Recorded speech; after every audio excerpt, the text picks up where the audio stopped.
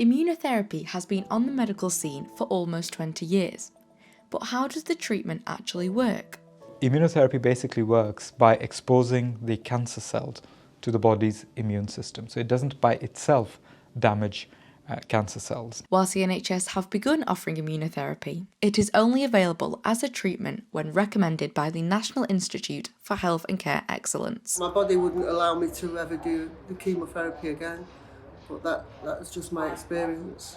I know NHS do other sort of therapies, but the only one they offered me was chemotherapy, so I didn't have any other options. Sophie began searching for an alternative to chemotherapy when her cancer returned 2 years ago. She tried immunotherapy on the NHS, however had to go private as it is not yet licensed by NICE. They look at the cost benefit of each intervention. So NICE would look at any new treatment, and if it fulfills their criteria, they will approve it for the NHS.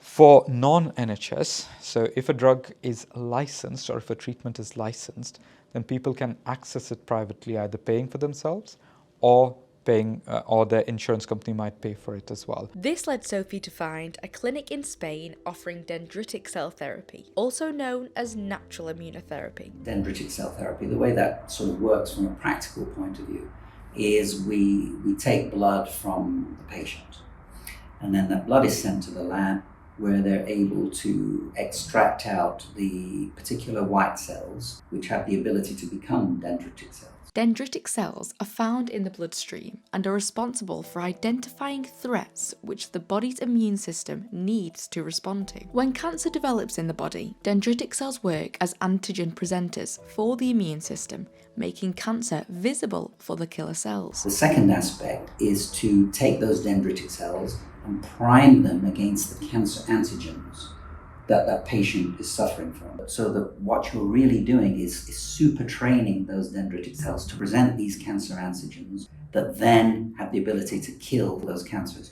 So these trained dendritic cells are then re-injected into the patient, and then what they're able to do is have a much better effect at stimulating these cytotoxic T cells that kill the cancer. Yeah, it's a more natural remedy, but also boost your immune system as opposed to destroying it with chemotherapy, which I'd had one shot of chemotherapy in '96, which absolutely floored me, and I didn't want to have it again.